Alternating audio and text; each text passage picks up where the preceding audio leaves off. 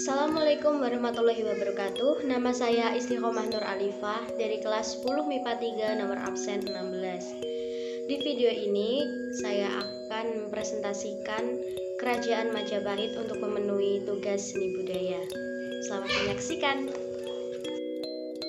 Assalamualaikum warahmatullahi wabarakatuh. Nama saya Istiqomah Nur Alifah dari kelas 10 MIPA 3 absen 16. Kali ini saya ingin mempresentasikan sedikit tentang Kerajaan Majapahit.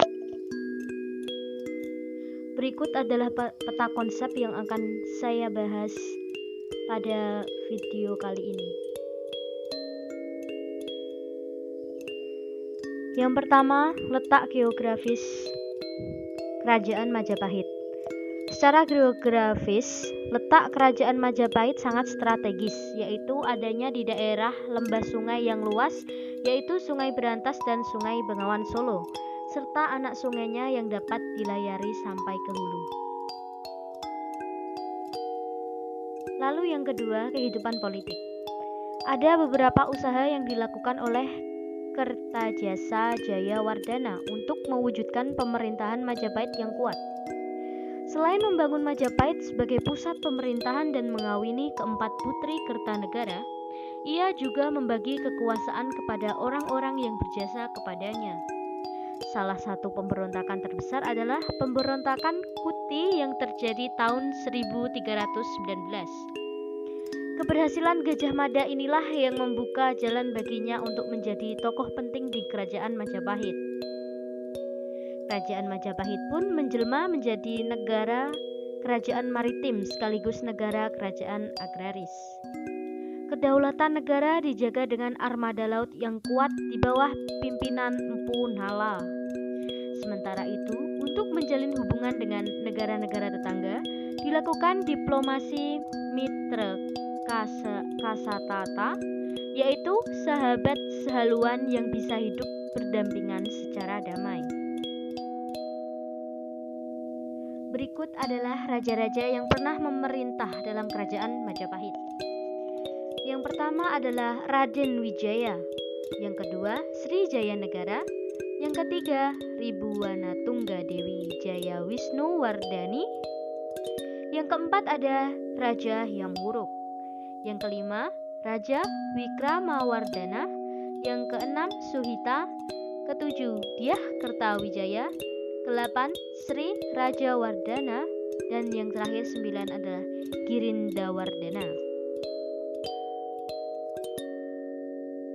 Kehidupan agama Kerajaan Majapahit.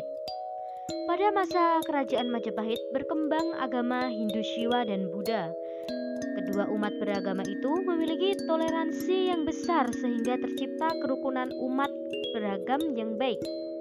Raja Hyamwuruk beragama Siwa, sedangkan Gajah Mada beragama Buddha. 4. Kehidupan ekonomi Kerajaan Majapahit.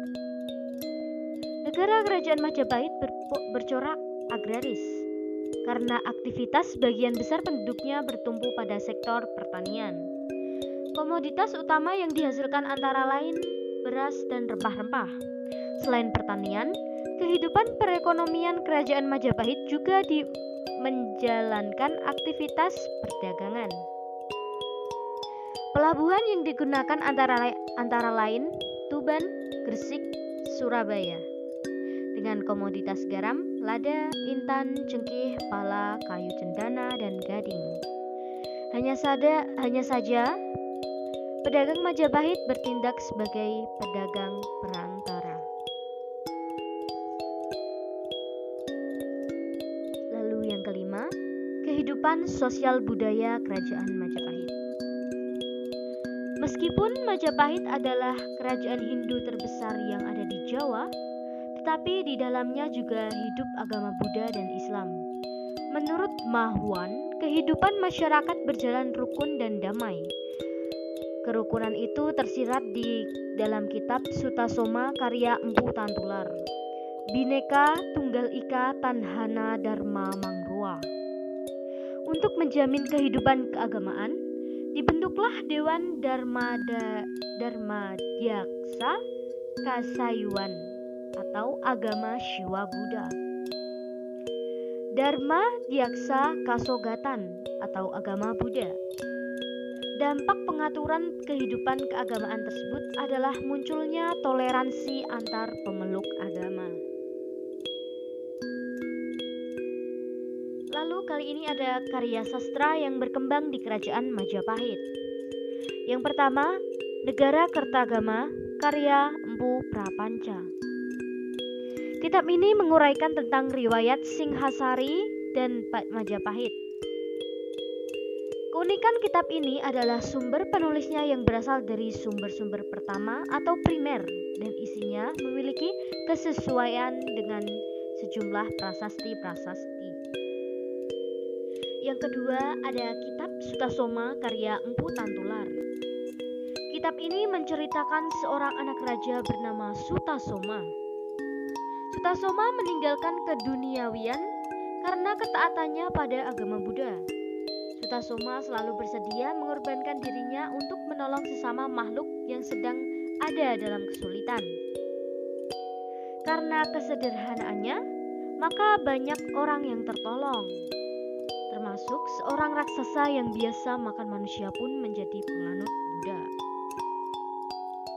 Yang ketiga, Arjuna Wijaya karya Empu Tantular. Kitab ini menceritakan tentang raja raksasa Rahwana yang terpaksa tunduk pada Arjuna Sahasrabahu. Yang keempat ada Kunjakarna. Kakawin ini menceritakan seorang raksasa Kunjakarna yang ingin menjelma menjadi manusia. Kunjakarna kemudian menghadap Wairocana dan diizinkan melihat keadaan di neraka.